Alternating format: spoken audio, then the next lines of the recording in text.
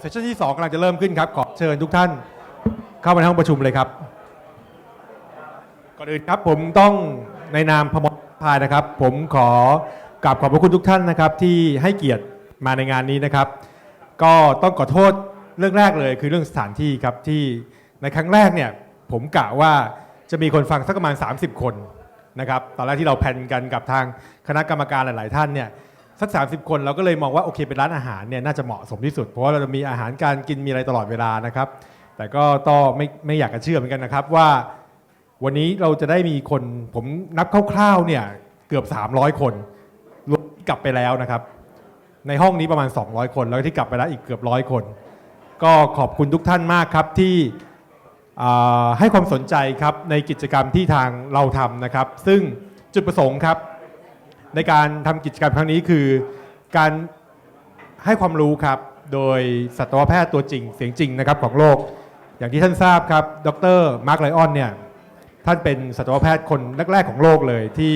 สนใจในเรื่องของนกพิราบแข่งซึ่งในอดีตเนี่ยนกพิราบแข่งเนี่ยไม่ค่อยมีนักสัตวแพทย์คนไหนสนใจเท่าไหร่จนกระทั่งท่านมีชื่อมีเสียงนะครับเป็นคณะกรรมการอยู่หลายสมาคมด้วยกันนะครับแล้วก็วันนี้ท่านก็ให้เกียรติเราครับอย่างมากนะครับที่เดินทางมานะครับจากโปรตุเกสมาให้ความรู้เราดังนั้นเนี่ยผมก็อาจจะขอความกรุณาจากทุกท่านครับในเรื่องของการให้เกียรติในการทำสัมมนาในเรื่องการใช้เสียงครับเนื่องจากว่าดร.ไลออนเนี่ยท่านก็อายุค่อนข้างมากครับการใช้เสียงมากๆแข่งกันเนี่ยบางทีท่านก็อาจจะเหนื่อยแล้วก็อาจจะไม่ไหวครับก็ขอให้ทุกท่านนะครับในช่วงเซสชั่นที่2นะครับท่านที่มีความสนใจในการรับฟังก็อาจจะขออนุญาตช่วยลดเสียงลงเพื่อให้ทางดร.ไลออนเนี่ยได้สะดวกในการอธิบายต่อครับแล้วก็สำหรับวันนี้ครับอย่างแรกเลยผมต้องขอขอบคุณนะครับคณะกรรมการของสมาพันธ์นกพิราบแข่งนะครับหรือสมาคมสื่อสารนะครับที่ช่วยเหลือเรานะครับแล้วก็สนับสนุนให้งานเนี้ยไปดำเนินได้อย่างราบรื่นนะครับขอบคุณนะครับคุณปีเตอร์จุนนะครับพ่องานใหญ่นะครับแล้วก็ขอเสียงตบมือคณะกรรมการสมาพันธ์ทุกท่านนะครับไม่ว่าจะเป็นคุณวิเชียรคุณเพิ่มศักดิ์คุณโจและหลายๆท่านนะครับที่ช่วยให้งานเนี่ยมันไปได้ด้วยง่ายเพราะโดยส่วนตัวเนี่ยผมเนี่ยไม่ค่อยจะมีความรู้เท่าไหร่ในเรื่องการจัดสัมมนานะครับแต่ก็ได้ความร่วมมือดีๆจากคณะกรรมการทุกท่านครับขอขอบคุณคุณเหน่งวิสิตนะครับอาเหน่งของผมนะครับที่ให้คำปรึกษานะครับแล้วก็วางกลยุทธ์ในการจัดสัมมนาให้ประสบความสำเร็จให้คนสนใจนะครับแล้วก็ผมขอขอบคุณนะครับคนที่เดินทางมาจากไกลๆนะครับไม่ว่าจะเป็นคนต่างชาติหรือไม่ว่าจะเป็นคนที่มาจากต่างจังหวัดนะครับที่ให้ความสนใจนะครับและก็แน่นอนครับผมขอขอบคุณดร.ธีรชนครับผู้ใหญ่ใจดีครับขอบคุณมากนะครับคนนี้นะครับเป็นเรียกว่าเป็นร่มโพล่มใสเลยของวงการนกพิราบในอนาคตครับแล้วก็แน่นอนครับเป็นคนที่ครอบครัวผมเนี่ยให้ความเคารพนับถืออย่างมากนะครับและสุดท้ายนี้ครับสิ่งที่ขาดไม่ได้เลยผมต้องยอมรับความจริงครับว่าผมไม่เคยคิดจะจัดงานสัมมนานี้เลยนะครับอาจจะงงครับทำไมผมไม่เคยคิดจะจัดเพราะว่าหนึ่งคือมันไกลตัวผมพอสมควรแต่ที่จัดเนี่ยก็เพราะว่าผมต้องขอบคุณแรงใจของคุณพ่อผมครับคุณพ่อผมเนี่ยบอกเสมอครับเมื่อประมาณสัก10 ปีที่แล้วเนี่ยเขาได้มีโอกาสไปสัมมนาที่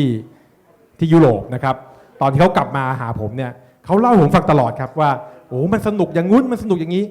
จากคนที่อายุประมาณสัก60ปลายเนี่ยแต่สายตาของเขาเนี่ยกับกลายเป็นเหมือนเด็กอายุ18เขาบอกผมทุกวันครับว่าครั้งหนึ่งถ้าครั้งหนึ่งในชีวิตมีจริงเขาอยากจะพาเพื่อนๆเขาหลายๆคนครับไปร่วมสัมมนากับเขาที่เมืองนอกไปรับความรู้จริงๆไปรับความรู้ที่เป็นวิทยาศาสตร์นะครับมาพัฒนาวงการนกแต่โชคไม่ค่อยดีครับพอดีแกอาจจะไม่ได้อยู่ถึงวันนั้นนะครับผมก็เลยคิดว่าด้วยแรงใจแล้วก็ความมุ่งมั่นในตัวเขาครับผมจึงอยากงานนี้ขึ้นมาซึ่งก็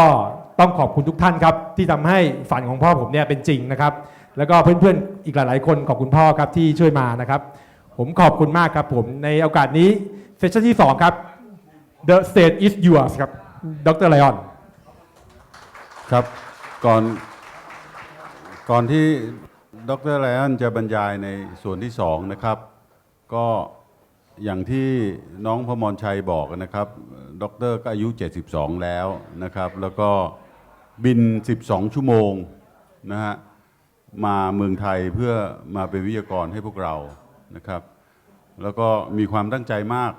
คือเดือนหนึ่งก่อนที่จะมาเนี่ยส่งสไลด์ PowerPoint มาให้ผม193สไลด์นะทำให้ผมได้ดูก่อนว่าท่านจะมาบรรยายอะไรก็พอมีเวลาเตรียมตัวนะครับคราวนี้ถ้าเซสชั่น2เนี่ยเราไม่แข่งกับท่านเดี๋ยวผมจะหาเวลาแปลเป็นภาษาไทยให้แต่ถ้าเซสชั่นที่2พวกเราจะแข่งกับท่านบรรยายเนี่ยผมจะขออนุญาตผมก็คงจะไม่แปลให้นะฮะในเป็นบทความผมว่าผมจะขออนุญาตดรไรอันเนี่ยแปลบางส่วนเป็นบทความเพื่อเผยแพร่ให้เป็นประโยชน์ในวงการนกของบ้านเรานะฮะด้วยเงื่อนไขก็อยากแข่งกับท่านเลยสงสารท่านอายุ72แล้วนะฮะท่านบินมา12ชั่วโมงมาเป็นวิทยากรให้เราให้เกียรติท่านสักนิดนึงนะฮะแล้วเดี๋ยวเราจะได้จบการสัมมนาพร้อมใบประกาศกันด้วยนะครับขอบคุณครับ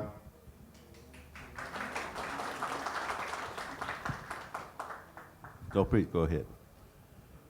Again, good evening, ladies and gentlemen. I thank you for your patience and not running away. Thank you very much. Now we will speak about the feeding of pigeons. Feeding of pigeons, the food of pigeons is one of the principles of the good shape and the good form of a pigeon. It's not 100%, but it's 50%. The important fact for pigeon nutrition, first of all, we need a good working digestive system. The second is that the species of the pigeon, Columba livia, has their own particularities. Third, we have the individual preferences and habits of the pigeons, imitation of the group. Sport and biological situation of the pigeon, the quality of pigeon food, and the professional way of producing pigeon food. ก็ในเนื้อหาที่ดร.จะพูดต่อไปนี้นะครับก็จะพูดถึงเรื่องของระบบย่อยอาหารนะที่ดีคือ good working digestive system นะครับพูดถึงสัญชาตญาณของนกสายพันธุ์นกพิราบนี่แหละนะฮะนกตระกูลนกพิราบเรื่องของลักษณะการตามกันนิสัยของนกนะครับอิทธิพลของกลุ่มนะครับเรื่องของชีววิทยานะฮะในกีฬานกพิราบแข่งคุณภาพของอาหารแล้วก็ความเป็นมืออาชีพของ VL นะฮะคือเบอร์เซกาเลกาเนี่ยที่จะนำเสนออาหารที่มีประสิทธิภาพแล้วก็ได้รับการผลิตอย่างเป็นวิทยาศาสตร์ทางการอาหารครับ First of all, you have to have a basic knowledge about the digestive system of a pigeon, because if something is going wrong in this way, whole system fails. ก็ระบบย่อยนะฮะตั้งแต่เข้ามาในท้องผ่านสัตว์ชิ้นส่วนต่างๆทั้งลำไส้ส่วนต้นส่วนกลางส่วนปลายจนไปถึงออกมาเป็นของเสียนะฮะก็ต้องรู้ระบบการผ่านของอาหารในการย่อยจนถึงขั้นตอนการขับถ่ายครับ It may seem basic, but it's important to know the difference between fowl, pigeon, and other animals. We all know that the pigeon only have a bill, but for example, the pigeons have a specific crop, the fowl don't a normal crop. All the stomachs of birds are compounded by a glandular part, the proventriculus, and a muscular part. The pigeon don't have a gallbladder, so when you see products that are good for the gallbladder in pigeons, this is not good. The chickens has a gallbladder. No birds has diaphragma.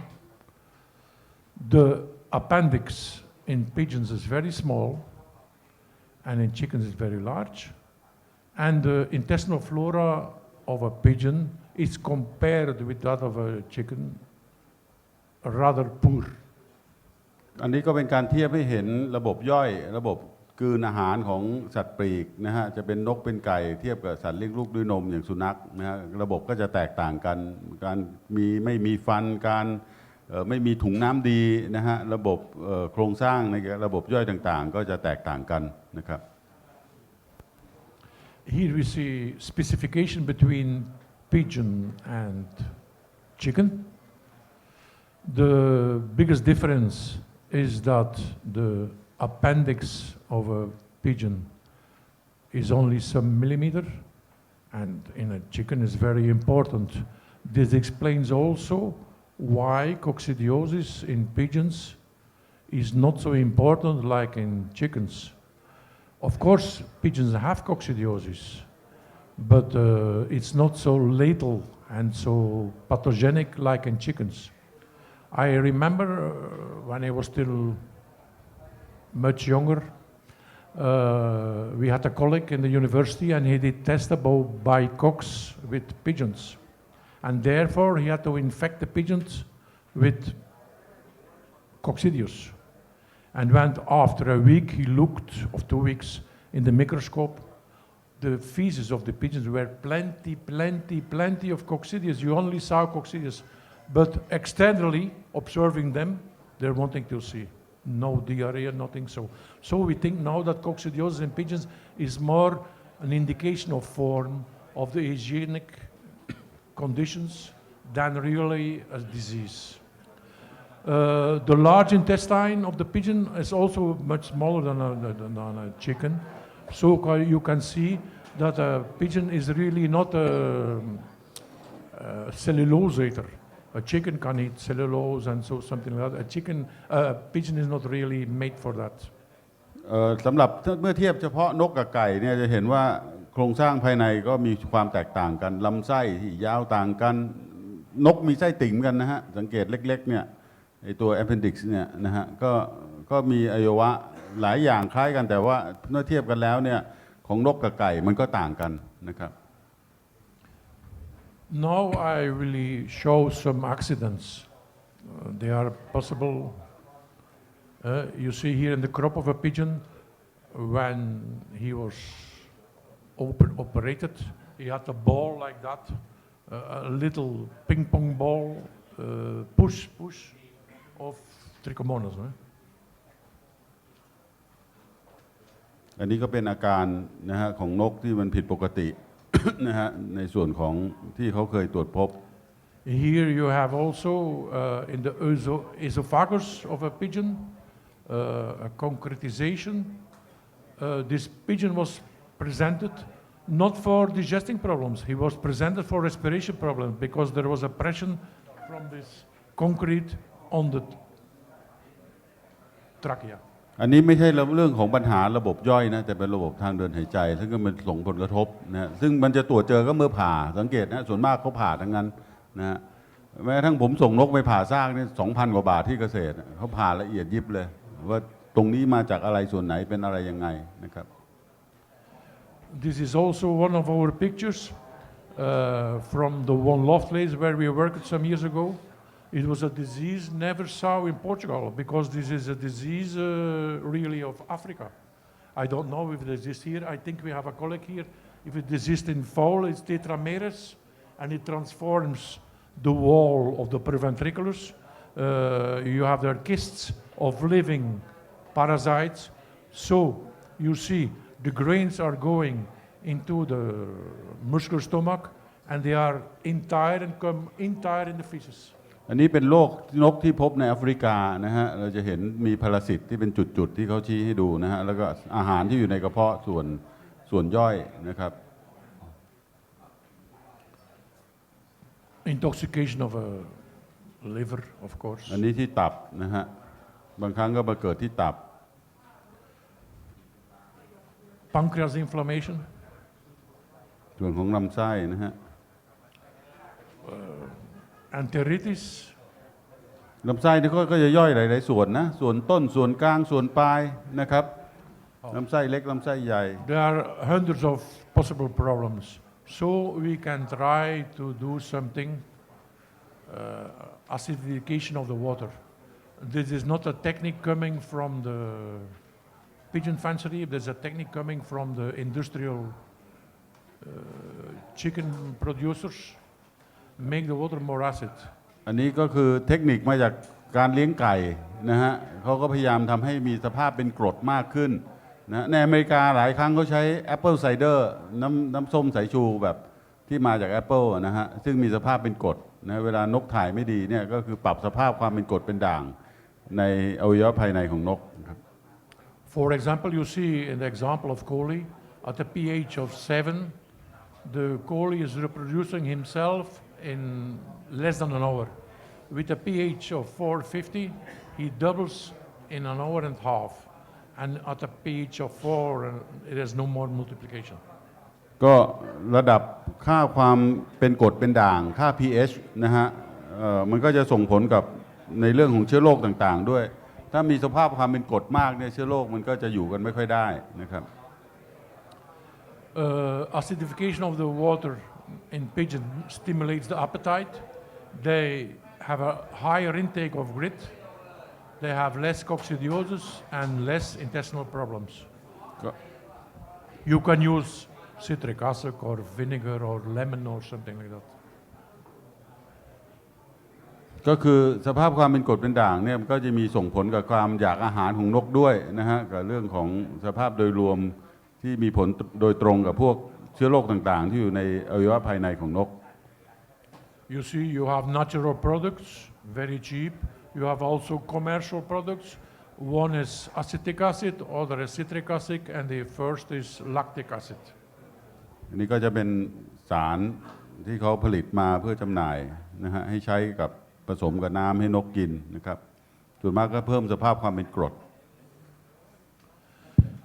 We continue in the same trend to try to create a healthy environment in the intestines. We have probiotics and prebiotics. One are living microorganisms, the other are food for the good organisms. ก็เขาแยกส่วนของโปรไบโอติกกับพรีไบโอติกนะฮะอย่างที่ผมยกตัวอย่างแลคโตบาซิลัสยาคูนะฮะถ้าเราดูด้านซ้ายมือนะฮะจะเห็นตัวแรกเลยแลคโตบาซิลัสนะฮะแบคทีเรียก็เหมือนกับที่อวัยวะภายในของคนก็มีแบคทีเรียดีกับแบคทีเรียไม่ดีนะครับหรือพรีไบโอติกในเรื่องของการจัดให้มีอาหารที่เหมาะสมนะครับเพื่อเลี้ยงแบคทีเรียที่ดีครับ The problem with probiotics that are living cells is that we not always know the quantity we have to administer, and we always don't know if the passage of the stomach is good or difficult or destroy the product. ก็ปัญหาหนึ่งก็คือเราจะต้องรู้ปริมาณที่เหมาะสมในการใช้นะครับในการใช้งานเพื่อให้กระเพาะอาหารหรืออวัยวะภายในของนกเนี่ยเหมาะสมในสัดส่วนที่ไม่เกิดปัญหากับตัวนกเองด้วย The prebiotics generally used in pigeon fanciry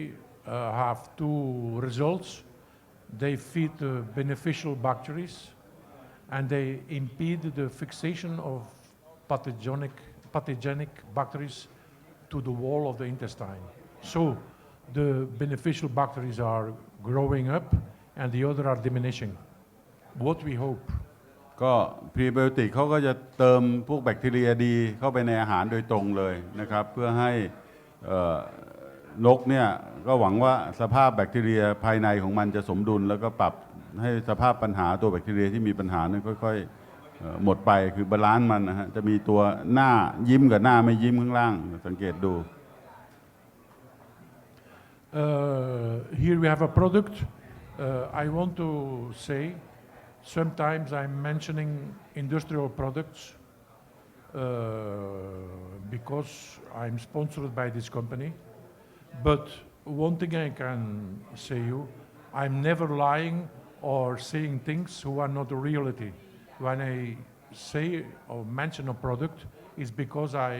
believe in it and because it's true. I don't mention products who are fantastic properties and they are not true. ดร.บอกว่าเขาแนะนำเฉพาะยาหรือสารอาหารที่มันใช้ได้ผลจริงๆในส่วนของความเป็นมืออาชีพของเขาอะนะฮะเพราะฉะนั้นถ้าตัวไหนที่มันคิดว่ามันใช้แล้วไม่ได้ผลเนี่ยเขาก็จะไม่แนะนำผมเองทดลองใช้ซื้อของคนให้ซื้อกับเภสัชนะมันก็ตัวโปรไบโอติกมันก็ดีเหมือนกันนะมันก็ทำถ่ายมันก็จะดีขึ้นอย่างชัดเจนเลย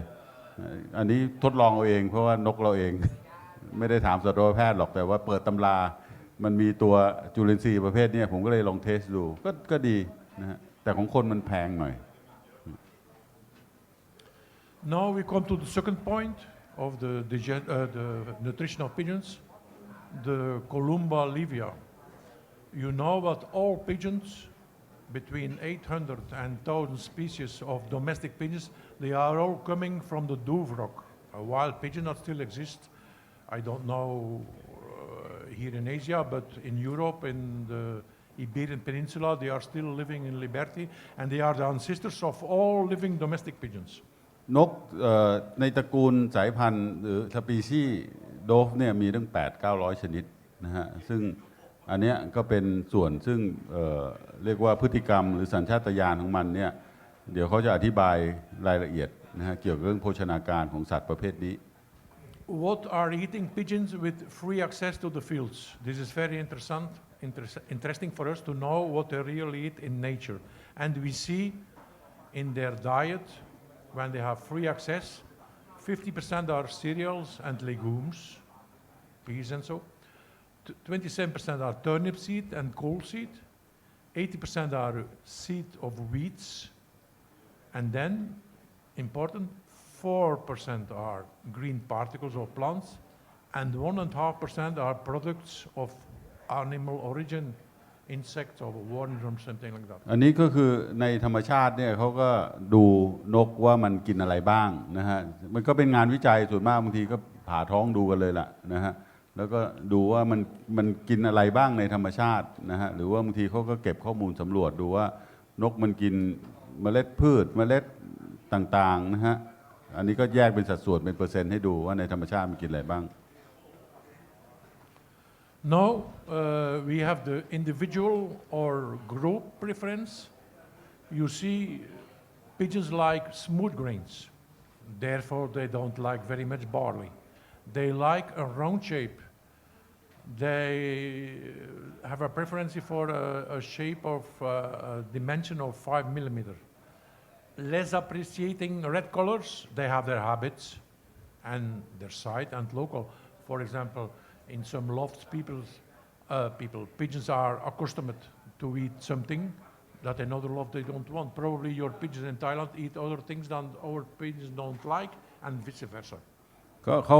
พยายามเก็บข้อมูลส่วนมากจะเป็นงานวิจัยนะฮะว่านกมันชอบกินเมล็ดที่มันแบบเรียบนะสมูทเม็ดกลมชอบมากกว่าเม็ดลักษณะอย่างอื่นหรือขนาดไม่เกิน5มิลอะไรอย่างเงี้ยนะฮะถ้าสีแดงจะแบบชอบน้อยกว่าสีอื่นอะไรอย่างเงี้ยอย่างให้เลือกข้าวฟ่างเม็ดแดงเม็ดขาวจะเลือกเม็ดขาวมากกว่ามั้งประมาณอย่างนั้นนะฮะครับ Young pigeons imitate the parents, and the lower pigeons and the lower in the graduation imitate the dominating animals. นกมันก็จะมีเรื่องของนิสัยตามนะฮะตั้งแต่เล็กเลยเล็กก็ตามพ่อแม่นะฮะหรือว่านกส่วนมากก็จะตามพวกจ่าฝูงแม้ทั้งตอนแข่งมันก็ตามไอ้ตัวนำอ่ะตัวจ่าฝูงนะฮะมันก็มีอิทธิพลของกลุ่มนะบางทีกลุ่มส่วนมากไปทางนี้กงแห่ไปอยู่นี่มันก็บินตามฝูงเป็นอันนี้เป็นเรื่องของผลงานวิจัยเรื่องอิทธิพลนะฮะ In fact, you can learn a pigeon to eat everything. I knew a person who learned his pigeon to eat little pieces of cheese, and you see the pigeons in the street, they eat everything, bread, everything. เราฝึกได้นะบางทีเขาลองฝึกให้กินชีสมันก็ยังกินเลยนะฮะก็ขึ้นอยู่กับการฝึกสมัยผมอยู่เตรียมมาฝึกกันโอ้สนุกเลยนกให้มันทำอะไรมันก็ทำ We in our company we did several tests. We have a pet research center, so we did several tests to evaluate the kind, the manners, the way of preferences of the pigeon. This first image you see is when we give in different tests, no, of course, a mix of a lot of ingredients to pigeons. Of that moment, what are their preferences? And you will see when we give a mixed food to pigeons, this is a medium, an average. The thing they most preferred are safflower, green peas, veggies, and brown peas. For example, you see they always prefer brown peas to green pieces, for example, peas. ก็ เขาลองผสมอาหารทุกอย่างให้นกมันกินตามอิสระเลยอ่ะมีเยอะมากนะฮะมันก็จะกินตามสัดส่วนออกมาเป็นเปอร์เซ็นต์ประมาณอย่างเงี้ยฮะว่ามันชอบเม็ดพีข้าวสาลีหรือว่าซัฟฟลาวเวอร์นะฮะเขาเรียกอะไรดอก You see, I lost the number, but unpeeled rice is also in the first contact with a new mixture or the preferred food ingredients. But pigeons are like cats, their palatability is changing. So we did tests in more than a month to see what was the preference, the change of the preference for pigeons for example, plata mayas. Plata mayas, I don't know if it's known here, it's the big mayas from South America. And in the beginning, they didn't eat so much, you see. But after 10 days, it was growing, 20, and at the end, at near 38 days, you see, the medium intake of maize plata was very high. เขาก็ทดลองให้นกมันกินอาหารแล้วจับดูแต่ละวันนะฮะว่าสังเกตได้ว่าพอไปถึงปลายวันที่30กว่าเนี่ยนกมันกินข้าวโพดมากกว่าอย่างอื่นนะฮะเปอร์เซ็นต์ข้าวโพดมันจะกินมากขึ้น Okay, here you see the same for safflower. It's a little bit the contrary. In the beginning, the intake was relatively high, but at the end, it was a little bit less. อย่างไอ้ซัฟฟลาวเวอร์ดอกข้ามฝอยมันก็จะแรกๆมันจะกินเยอะนะฮะพอท้ายๆมันก็จะกินน้อยลง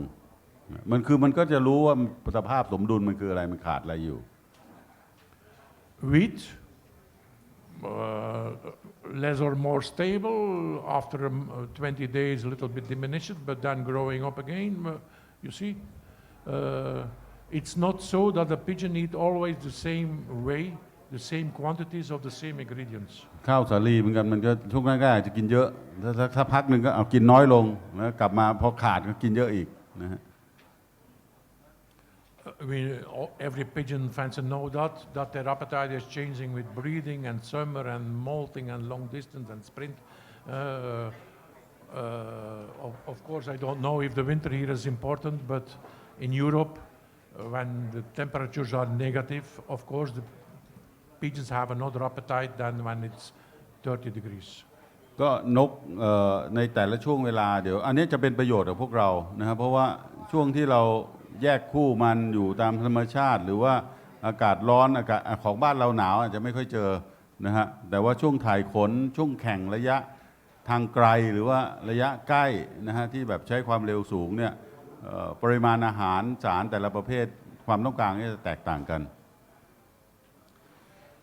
The quality of the raw materials, of course, is very important.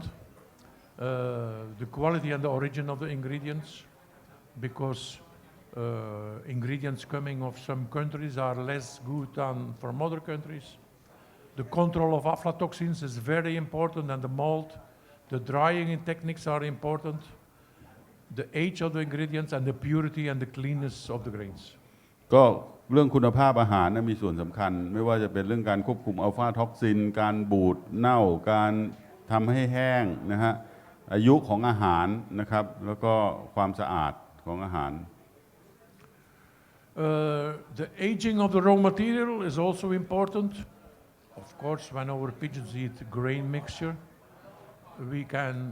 look to the evolution of the content of vitamin A during conservation. The ideal situation would be the red line you are seeing there. It would be the perfect, but in fact, the seeds, the cereals, the grains have a shortness in vitamin A, and the maize who has most after a year do have nothing, and the other grains do have nothing. So you have to think that the manufacturer of mixtures is always using grains of the year before in the best condition, because some are using grains of 2 or 3 or 4 years. But in the best possibility, he is using grains of the harvest of the year before. So you see vitamin A in a lot of grains, the content is near nothing. ก็วิตามิน A ขั้นต่ำที่ต้องการคือเส้นสีแดงนะฮะอยู่ข้างบนสุดเลยล่ะนะฮะแต่ว่าในอาหารหรือในเมล็ดพืชเนี่ยพอเก็บไว้นานทางเส้นเลข0 1 2 3นี่คือเดือนนะสมมุติเดือนที่0เนี่ยข้าวโพดเส้นสีน้ำเงินเนี่ยวิตามิน A เยอะนะพอเก็บไปปีหนึ่งเนี่ยแทบไม่เหลือเลยนะฮะตัวอื่นๆเหมือนกันวิตามิน A มันก็จะค่อนข้างหมดไปตามอายุการความสดของอาหารเพราะฉะนั้นอาหารที่นำเข้าหรืออาหารที่เก็บไว้นานจากโรงงานเนี่ยส่วนมากมันจะมีไซโลเก็บพอมันเก็บมานานกว่าจะเอามาผสมมาจัดจำหน่ายใส่ถุงชิปมาถึงเราเนี่ยวิตามิน A หายหมดนะเพราะฉะนั้นการกินอาหารสดใหม่มันก็จะได้วิตามินมากกว่านะครับ